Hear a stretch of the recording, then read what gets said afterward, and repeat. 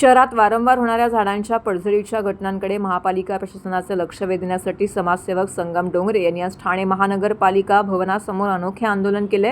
यावेळी त्यांनी हातामध्ये झाडांच्या फांद्या आणि ऑक्सिजनचा बाटला घेऊन प्रशासनाचा निषेध व्यक्त केला आहे। संगम डोंगरे यांनी शहरातील झाडांची होत असलेली पडझड, वृक्ष संवर्धनाकडे होणारे दुर्लक्ष, त्यासाठी जबाबदार अधिकाऱ्यांवरती कारवाई करण्याची मागणी केली आहे। तसेच संबंधित अधिकाऱ्यांना बडतर्फ करण्यात यावे अशी मागणीही त्यांनी केली आहे। यावेळी त्यांनी आरोप केला की ठाण्यामध्ये जंगल आणि हिरवळीच्या जागा बिल्डरांच्या घशात घातल्या जात असून अशा परिस्थितीमध्ये झाडं कशी वाचणार असा सवाल उपस्थित केला आहे। भविष्यात नागरिकांना ऑक्सिजन पार्कच्या माध्यमातून विकत घ्यावा लागेल अशी भीती त्यांनी व्यक्त केली आहे। या आंदोलनामुळे महापालिका प्रशासनाने शहरातील वृक्ष संवर्धन, धोकादायक झाडांची देखभाल आणि पर्यावरण संरक्षणाबाबत तातडीने प्रभावी उपाययोजना कराव्यात अशी मागणी करण्यात आली आहे। गेल्या 4 दिवसामध्ये 170 झाडं जी आहेत ही पडलेली आहेत का पाडलेले ते माहिती नाहीत, ठीक आहे। पण आता हे जे यांच्या झाडाची जबाबदारी जी आहे ह्या केदार पाटील याला दिलेलं आहे। केदार पाटील एक भ्रष्ट अधिकारी आहे आणि तुम्हाला अजून एक सांगायची गोष्ट अशी आहे की केदार पाटीलची मिसेस ही स्वतः ठेकेदार आहे आणि वृक्ष प्राधिकरणचे ते ठेके घेते अशी आम्हाला जी प्राथमिक माहिती मिळाली आहे। आम्ही काल सन्माननीय आयुक्तांना भेटलो, आयुक्त साहेबांना सांगितलं, साहेब म्हणलं केदार पाटील जे आहेत हे भ्रष्ट अधिकारी आहेत आणि तुम्ही त्यांच्या हातात जबाबदारी दिले।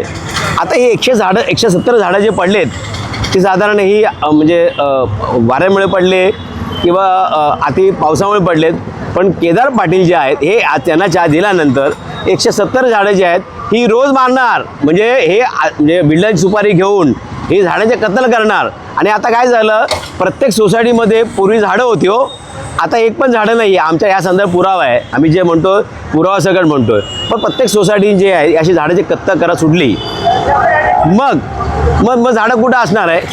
आमचे माननीय सन्माननीय आयुक्तांना मी अशीही मागणी केलेली आहे की तुम्ही जे आता एखादी नवीन सोसायटी जेव्हा तिची पुनर्विकास होते तर हे काय करतात, तात्पुरती टेम्पोररी झाडं दाखवतात आणि ओसी घेतात, पण तसं बघितलं झाडं लावत नाही आहे। माझा स्पष्ट आयुक्तांची मागणी आहे की तुम्ही ही जी ओसी देताय ना, तुम्ही टेम्पररी द्या आणि मग तुम्ही 3 वर्षानंतर ती झाडं मोठी झाली का बघून मग तुम्ही त्यांना ओसी द्या। त्यात काय होईल, ही झाडं पण आहेत ना, ही झाडं पण वाढली जातील आणि या ठाणे शहरात प्रत्येकाला ऑक्सिजन मिळेल। आता काय झालं, प्रदूषण नियमाचा जे महाराष्ट्र बोर्ड जे आहे, ठाणे महानगरपालिका, त्यांचा अहवाल असा आहे की ह्या वातावरणात म्हणजे नागरिक राहू शकत नाही, म्हणजे असं त्यांनी वातावरण अहवालामध्ये नमूद केलेलं आहे। मग आणि आता ह्या तसे चोराच्या हातात तुम्ही कुऱ्हाडी दिली तर तो कुऱ्हाड चालवतच जाणार ना, तो कुऱ्हाड चालवणारा बिल्डरकडनं पैसे घेणार आणि सर्वसामान्य नागरिकांना ऑक्सिजनमधून वंचित ठेवतात। मी तर काही व्हिडिओमध्ये मी काही ते शॉर्ट रील बघितला, त्या रीलमध्ये असंच दिसतं आहे की माननीय सन्माननीय मुख्यमंत्री, माजी मुख्यमंत्री, आताचे उपमुख्यमंत्री ते स्वतः म्हणते याला सस्पेंड करा। मग काय झालं, मला एवढंच म्हणायचं, सन्माननीय जे आज एकनाथ शिंदे साहेब जे हे महापालिकेचे या ठाण्याचे पालकमंत्री आहेत आणि गेले महापालिकेचे जे कारभार तेच हाकतायत आणि मग त्यांच्याच आदेशाला केला टोपली दाखवत असेल तर सर्वसामान्य माणसाचं काय आहे। आणि एकंदरीत ह्या जर प्रकार आणि मला काय देहरादूनसारखी महानगरपालिका जी आहे ही ज्या ठिकाणी राबवते, म्हणजे त्या महापालिका बजेट नाही आहे, त्या महापालिका ज्या आहे त्या अशा प्रकारे राबवते। कुठे गेलं हे बघा, देहरादूनचं प्रपोजर आहे बघा, मग ते लावून ते झाडं दाखवतात।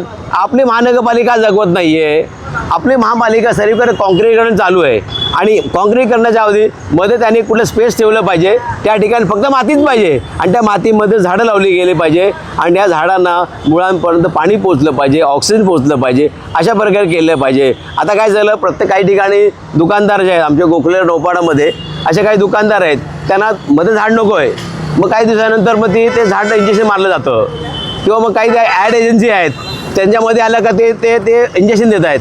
तर यांची वृत्ती चुकीची आहे, यांच्या चुकीच्या वृत्तीला मी विरोध करण्यासाठी आलो आहे आणि आम्हाला या ठाणे शहरात झाडं लावायला पाहिजे, झाडं जगवायला पाहिजे आणि ह्या संदर्भात आम्हाला कुठं ऑक्सिजन मिळत नाही आहे, तर आज मला ऑक्सिजनची गरज पडलेली आहे,